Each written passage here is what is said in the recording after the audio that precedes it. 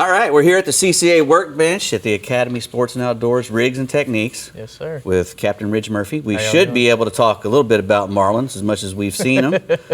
You're going to talk a little bit first about the bait and switch, because that's the funnest way there is. It's the most fun you can possibly have on an offshore So what does boat. it entail when you're doing the bait and switch? Well, the main thing is you're just trying to get them as close to the boat as possible. So what comes with that is a lot of big teasers, stuff like this. This stuff we got or down like here dredges, on the floor. some squid chains.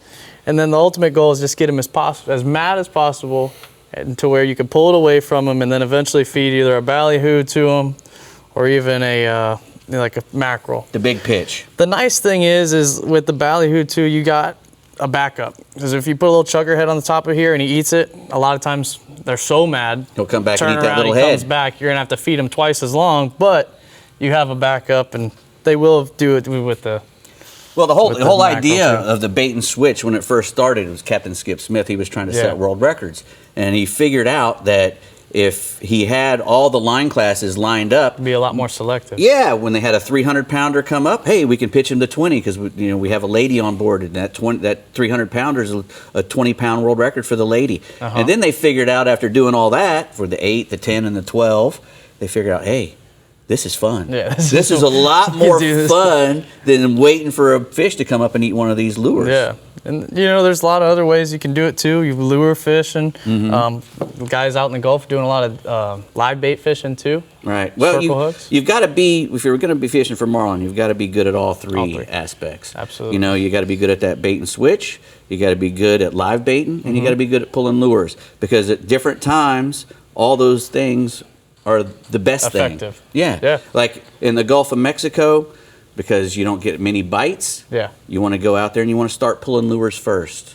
You pull your lures. If you start seeing things in the water, covering ground, searching for the fish. You're looking, because they can be few and far between sometimes. So you got to pull those lures because you can go fast. And then when you start seeing stuff, maybe get some white marlin taps on your big lures. Yeah. You slow down and you start doing that bait and switch deal, because you can cover that area where there's a fish. And be a little more selective, where it's a white. Right. He's not going to eat a mackerel, or he can, but he's going to eat the ballyhoo a little bit more better than he would. A lot better hookup percentage on him. Absolutely. So then, once you've slowed down and you're starting to pick at the little blues and whites, if you find a nice weed line or a big mountain underneath the water, something a piece of structure that you can sit on, and if you mark fish, Pat mentioned earlier about that new sonar that they've got now. Yeah, that Omni. They're looking everywhere, and if they spot one on that Omni, then that is when you put your live baits out. You slow down and you put your live baits out, because the live bait is the best bait. Yeah.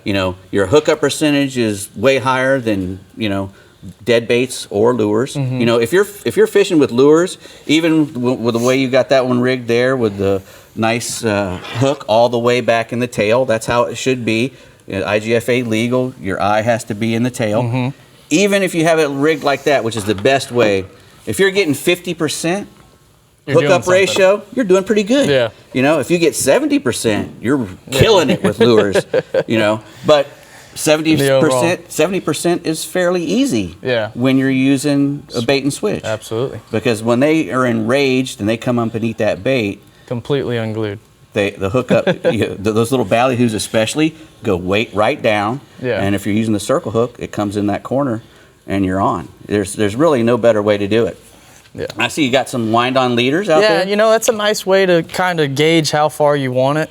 With the chartreuse Dacron at the very end of your wind-on leaders, you can kind of have it in the clean wash, and when the fish fades off, the main thing is with the bait and switch, you just really want to pay attention to that actual bait in itself, and not watch the show that's going on here. Right. If you're watching the bait, you'll never miss him eating. Exactly. So it's nice to have the distance. You got a 30-foot wind on with the little chartreuse Dacron on there, and it really helps seeing it and knowing where it is. They're also great for crews that don't get a whole lot of practice wiring fish and that sort of thing, because normally we have a 30-foot 600-pound or 300-pound or 200-pound leader, and when you're wiring it, once that swivel comes up, you have to put all that on the deck.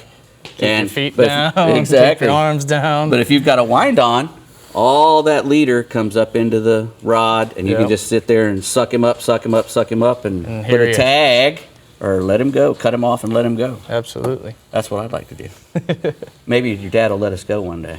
Yeah, maybe next year at that Key West Look tournament. at you, gentlemen, in your hula hoop, Marlin hula hoop over there. That was awesome.